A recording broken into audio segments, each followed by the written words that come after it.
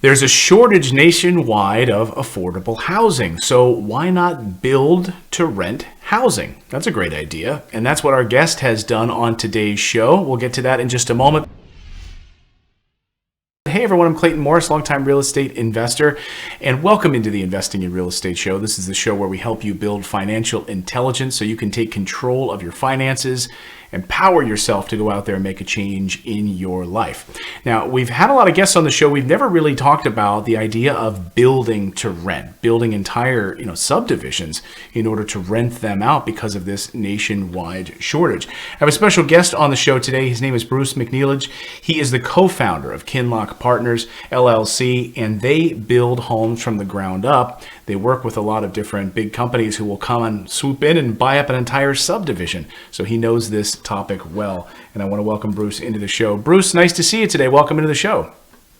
Clayton, thank you very much. I appreciate it. Well, it's a real treat having you here. So, Bruce, why don't you give our audience an overview? How did you get involved in real estate development, and take us back maybe to some of your first deals? Sure. I was a financial advisor for most of my career. In 2005, I came up with the idea of building brand new houses, renting them out, cash flowing them, with the idea at some point in the future that I would sell them. And so we started in 2005 and 2006. As a small investor, I got to about 57 brand new houses in the Middle Tennessee, Nashville area. That portfolio was purchased 4 years ago by a publicly traded REIT. And during that time period, we did about 400 houses between Nashville and Atlanta. And we've recently gone out to Greenville, Spartanburg, Columbia, South Carolina, and also Raleigh, Durham, North Carolina.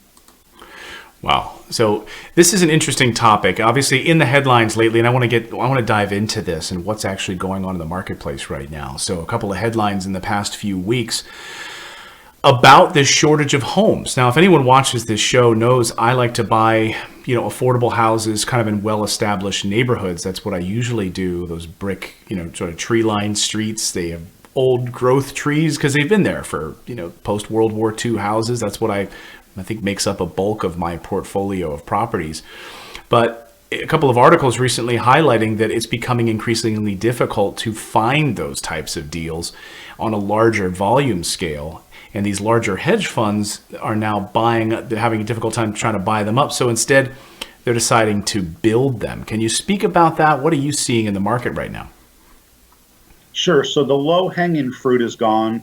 All of the short sales, all of the foreclosures, and the houses that were being sold on the courthouse steps, all that's gone. And so the appetite for these large hedge funds and REITs still remains. It creates more and more shortages of houses in the United States.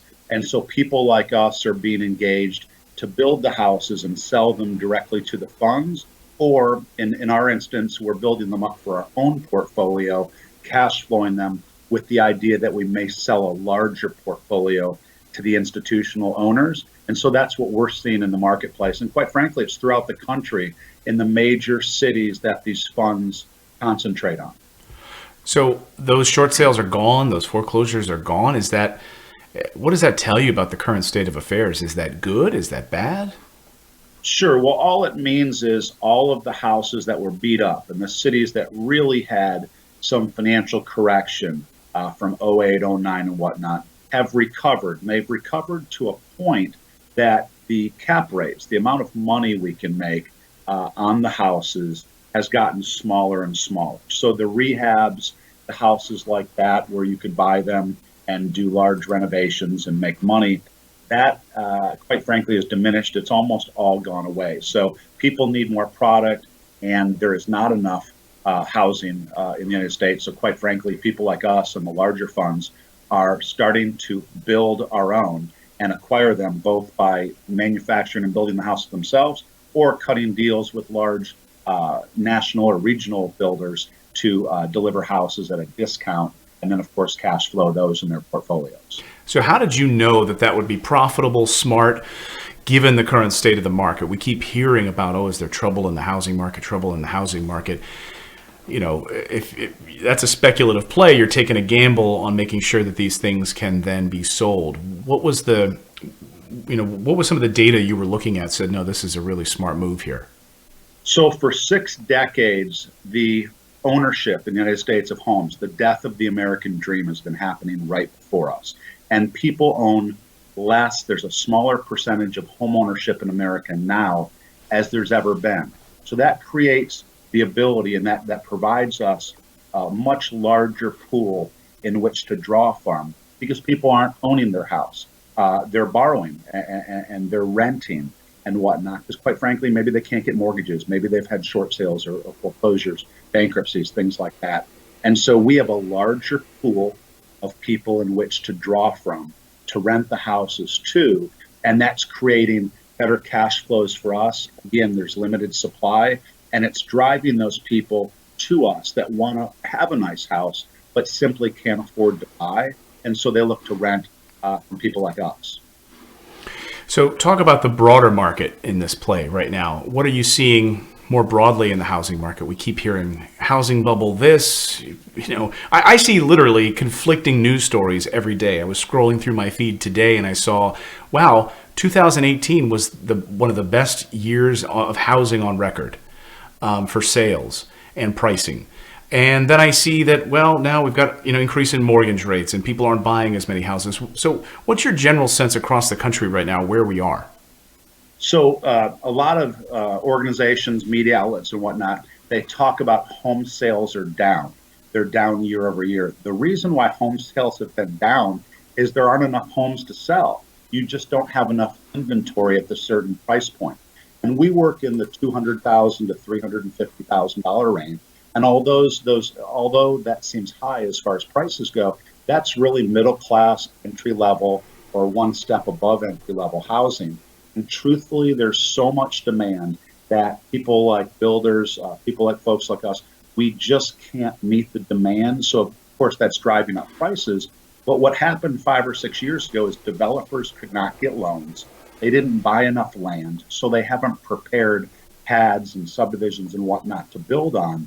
And you're starting to see those people start to catch up, but they're catching up being 5 years behind. So again, there's not enough enough product in the marketplace. That may look like prices are going down.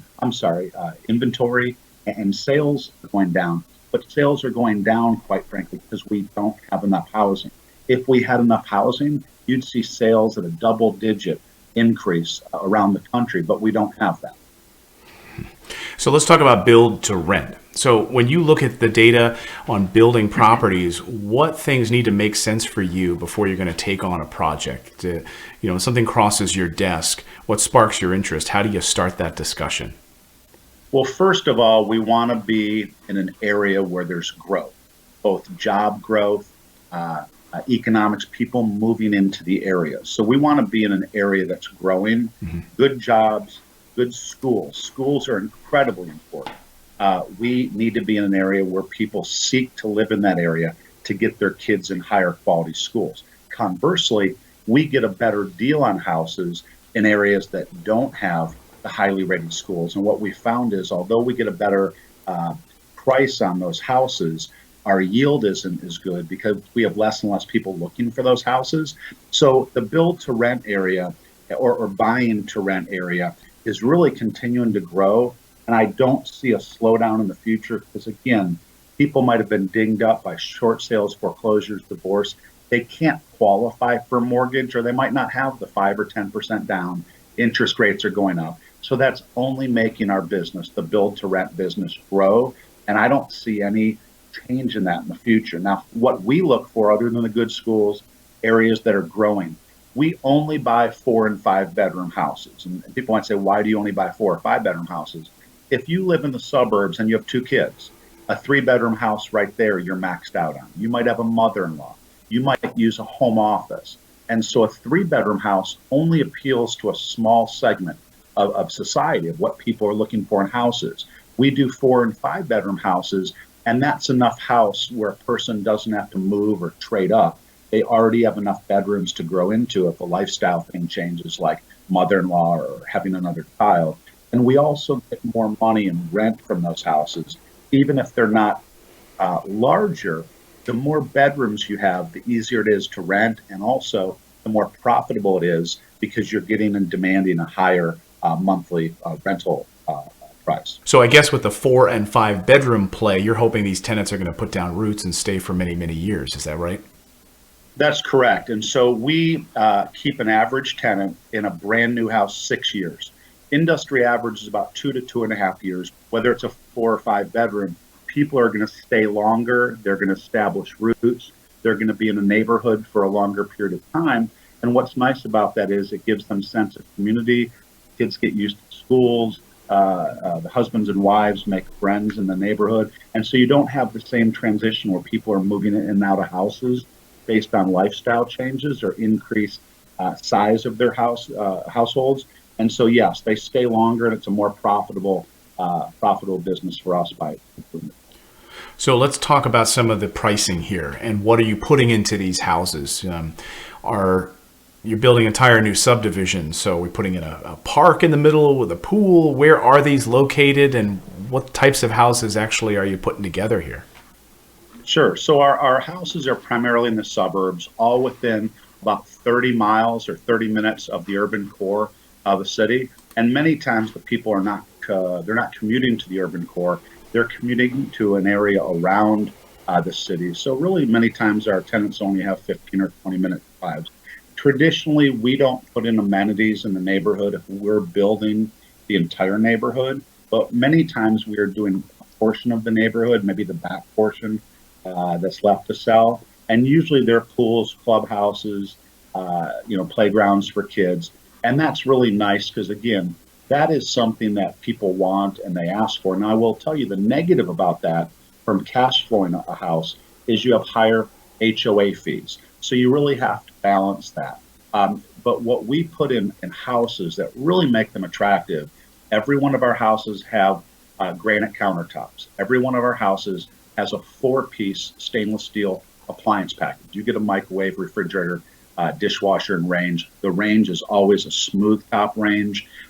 We do tile in our bathrooms, garage door openers, all the little things that you might not get with either a used house or an entry-level house. We really make the inside of our houses highly desirable with quality, high-end finishes and materials. Interesting. I mean, this kind of blows my mind a little bit because I talk about, the A-class neighborhood can cause some A-class problems. Talk me off of that ledge a little bit because you're dealing with HOAs. Can those shift, make decisions in your homeowners association that adversely affect the landlord? A lot of moving parts. You've got garage door openers. You've got a lot of things you're having to put money into to maintain as a landlord. So talk me off that ledge a little bit, Bruce. So the goal is that we turn the house over to someone and all they need is a toothbrush. I forgot to mention we do the 2-inch faux wood blinds, ceiling fans, anything you would need to make a house a better experience or a higher quality house to live in without having to do anything is what we do. As far as any pushback from the associations or the neighborhoods, we don't use for rent signs. We've never used for rent signs. So instantly you can't identify our houses as rental houses. We also fertilize the lawns, make sure we plant a few extra trees, encourage our tenants to plant flowers. So many times when you drive down the street of a community where we own some houses in, you can't pick our houses out than the owner's houses. And quite frankly, sometimes theirs are not taken care of as well as ours. And so if I'm doing a good job, and that's because if I'm doing a good job, you're driving down the street and you can't pick my houses out. That's my goal. And also I want my people to have pride of ownership. I want them to treat my houses as good as I would treat them. And I think a lot of them do that because they're brand new, but also they see themselves many times buying the house from the future. So they actually treat the houses as if it's their own. Are you doing any kind of a rent-to-own program right out of the gate with folks, or is that something you discuss with tenants down the line? So we do something that's unique. We will not accept a deposit of $5,000 or $10,000 and give someone a definite time of when they have to exercise it, whether it be 12 or 24 months.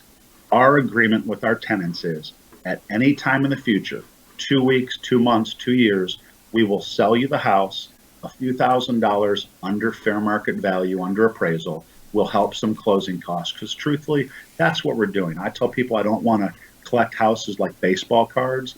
My job is to cash flow my properties, get them in the hands of the people that want them, and then make a good profit in between that time. But at any point in the future, our tenants have the ability to buy our houses with no limitations, whether it be, again, a number of years, or I always tell them if they win the lottery, they can buy the house next month. Absolutely no restrictions. We'll tear up the lease and they can purchase the house.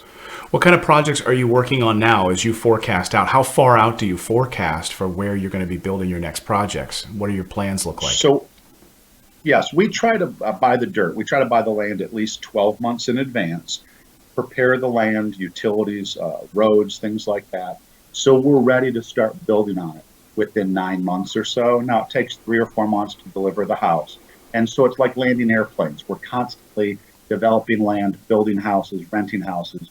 And what you want to do is you want to get ahead of demand.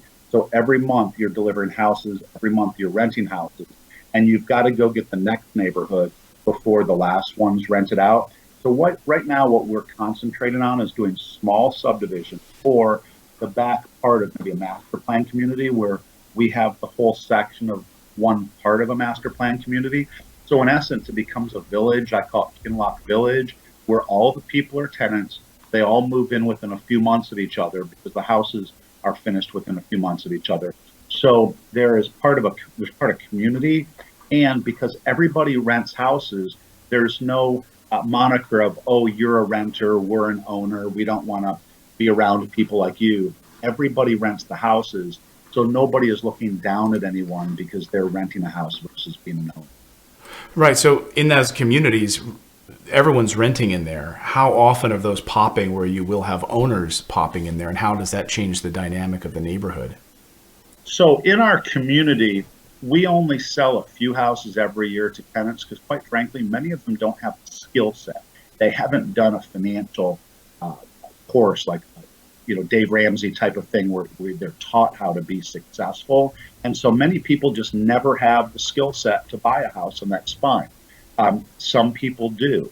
And so our goal, again, is in our community, our self-paying community, or our entire community, is to get those houses in the hands of people as quickly as possible, and then eventually turn over the neighborhood where a larger and larger percentage of houses every year is owned by people that used to be tenants. And the idea would be in a few years that it's an ownership situation where there are no more rentals, that either we sell it to the tenant that's in the house, or when the tenant moves out of the house, instead of re-renting it, we actually sell that to the next person.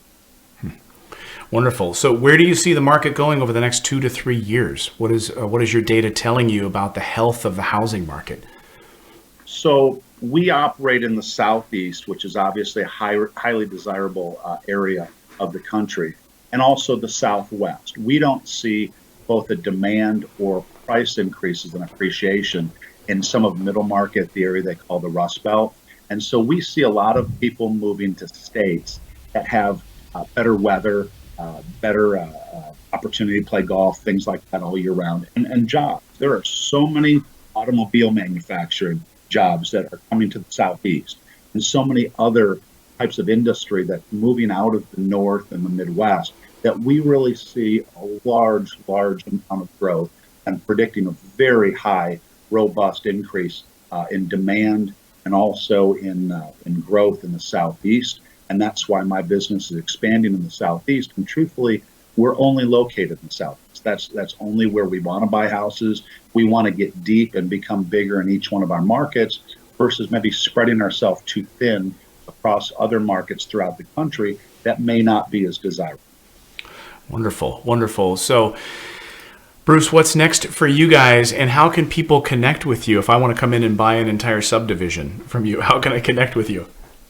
Sure. So you can reach us at kinlochpartners.net. It's KINLOCH partners.net. We've got a great website. It talks about our story, some articles and media that we've been in, and also it gives you an inventory of houses we have available now to rent. And of course, any house that's on that site is also available to purchase when the house becomes vacant in the future. If somebody wants to buy a small portfolio of houses, 5 or 6 houses from us, we can handle that. If somebody wants to buy a larger portfolio of 50 houses, we can do something like that. I think it's very important that you get pre-qualified into buying those houses, whether it's on a residential basis, buying a few, or buying a larger amount of houses. And, a person that I view highly of in this market around the country that does a lot of business is Dan Kraus from Churchill Mortgage. And I would highly recommend working with Dan or someone like that that's really knowledgeable with investors, not only just retail folks that are buying one house, but it's very, very important that you get pre-approved and you know what your purchasing power is. So you know how many assets you can buy, Right. and then you can kind of predict cash flow and look at things. And of course, the goal would be if you buy 5 houses today, you use the positive cash flow, buy another one and another one, and eventually, hopefully, you own 10 or 15 houses, you cash flow them, and that's really making a difference in your wealth, making a difference in how you're going to retire in the future. And we see a lot of growth, and truthfully, we just don't see an end in sight. Owning single-family rental properties, in my belief, and again, I'm investing my own money in this business, in my belief, is going to be one of the best paths to building wealth and building retirement, is owning these type of assets. Absolutely. I couldn't agree more. And that's the basis of my entire portfolio as well. Thank you so much, Bruce, for joining us on the show. I really appreciate it. Clayton, thank you so much. Real pleasure to have you here. And thanks to all of you for downloading and subscribing to the show and making us part of your commute on a regular basis or your workout and helping you build financial intelligence. Now go out there, take action, become a real estate investor. I believe it's the #1 way to build wealth. We'll see you next time, everyone.